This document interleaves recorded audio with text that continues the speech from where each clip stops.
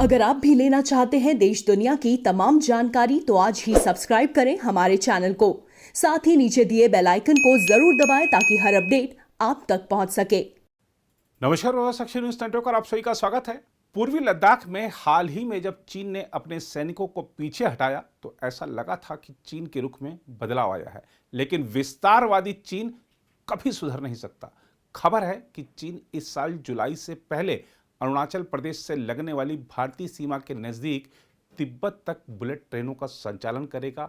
भारतीय सीमा तक बुलेट ट्रेनों का संचालन चीन की सभी प्रांतों तक हाई स्पीड ट्रेन सेवाएं पहुंचाने की योजना के तहत हो रहा है। इसका मतलब हुआ कि इस रेलवे लाइन के शुरू होने से चीन की पहुंच अरुणाचल प्रदेश की सीमा तक हो जाएगी। वाकई चीन के विस्तारवाद का यह नया कदम भारत के लिए चिंता की बात होनी चाहिए, क्योंकि चीनी रेलवे लाइन तिब्बत के जिस निंगची में समाप्त होगी वो स्थान अरुणाचल प्रदेश के बॉर्डर से काफी नजदीक है। चीन निंगची के दूरगामी इलाकों में भी लगातार निर्माण कार्य कर रहा है। निंगची में तिब्बत की तरह ही विदेशी पत्रकारों और राजनयिकों को जाने की इजाजत नहीं है। निंगची की भारत की सीमा से दूरी को अगर किलोमीटर के हिसाब से देखें तो 50 किलोमीटर से भी कम की दूरी मान लीजिए। उल्लेखनीय है कि चीन अरुणाचल प्रदेश को भी अपना हिस्सा मानता है। हालांकि भारत ने चीन के इस दावे का हमेशा ही सख्ती से विरोध किया है, लेकिन अब यह बुलेट ट्रेन चल जाने से ड्रैगन भारतीय सीमा के बेहद करीब होगा। जहां तक इस बुलेट ट्रेन की बात है तो चीन की सरकारी रेलवे ग्रुप कंपनी लिमिटेड के बोर्ड के अध्यक्ष लू डोंगफू ने सरकारी समाज समिति शिन्हुआ से कहा कि 435 किलोमीटर लंबे रेल मार्ग पर आंतरिक दहन और बिजली से चलने वाली हाई स्पीड फक्सिंग ट्रेन चलाई जाएगी। प्रांतीय राजधानी लहासा और पूर्वी तिब्बत के निंगची के बीच रेलवे लाइन का निर्माण 2014 में शुरू हो गया था। यह तिब्बत का पहला ऐसा रेल मार्ग है जहां बिजली से ट्रेन चलेगी और इस पर जून 2021 में परिचालन शुरू होना है। खबर में कहा गया है कि रेल पटरी बिछाने का काम 2020 में पूरा हो चुका है। लू डोंगफू ने कहा कि चीन का लक्ष्य 2025 तक हाई स्पीड ट्रेन का नेटवर्क 50,000 किलोमीटर तक करने का है।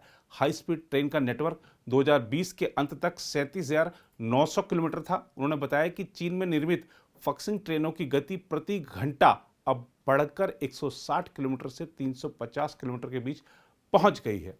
उधर चीनी विदेश मंत्री वांग यी ने एक तरह से एलएसी पर विवाद के लिए भारत पर ही दोष मढ़ दिया है और कहा है कि चीन और भारत को सीमा मुद्दे के हल के लिए एक दूसरे को नुकसान पहुंचाना और आपस में संदेह करना छोड़ देना चाहिए तथा द्विपक्षीय सहयोग का विस्तार कर अनुकूल माहौल बनाना चाहिए। वांग ने चीन और भारत के बीच संबंध के लिए सीमा विवाद के ही पूरी तरह से जिम्मेदार नहीं होने का जिक्र करते हुए कहा कि दोनों देश मित्र और साझेदार हैं, लेकिन उन्हें एक दूसरे पर संदेह करना छोड़ देना चाहिए। उन्होंने पिछले साल मई में पूर्वी लद्दाख में सीमा गतिरोध होने के बाद से भारत चीन संबंधों की मौजूदा स्थिति और संबंधों के आगे बढ़ने के प्रति चीन के नजरिए पर अपने वार्षिक संवाददाता सम्मेलन में एक सवाल के जवाब में कहा कि यह जरूरी है कि दोनों देश अपने विवादों का निपटारा करें और द्विपक्षीय सहयोग का विस्तार करें। उन्होंने कहा, सीमा विवाद इतिहास की देन है, यह चीन भारत संबंध के लिए पूरी तरह से जिम्मेदार नहीं है। स्टेट काउंसिल का भी प्रभार संभाल रहे वांग ने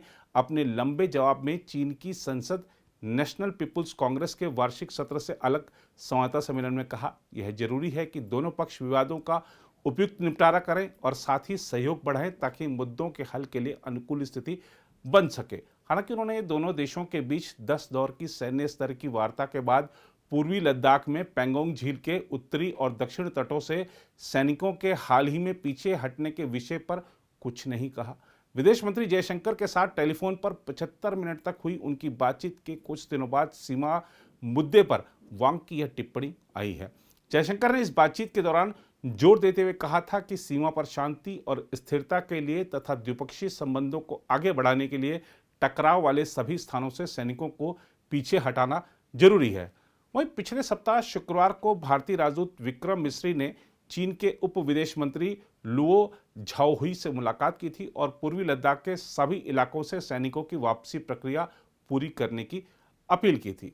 इस बीच अमेरिका के रक्षा मंत्री लॉयड ऑस्टिन ने कहा है कि चीन क्षेत्र में बेहद आक्रामक रवैया अपनाए हुए है और कुछ मामलों में तो वह हमलावर नजर आ रहा है ऑस्टिन ने एबीसी न्यूज के एक वार्तालाप कार्यक्रम के दौरान कहा, चीन अपनी सेना को आधुनिक बनाने और क्षमताएं विकसित करने में व्यस्त है।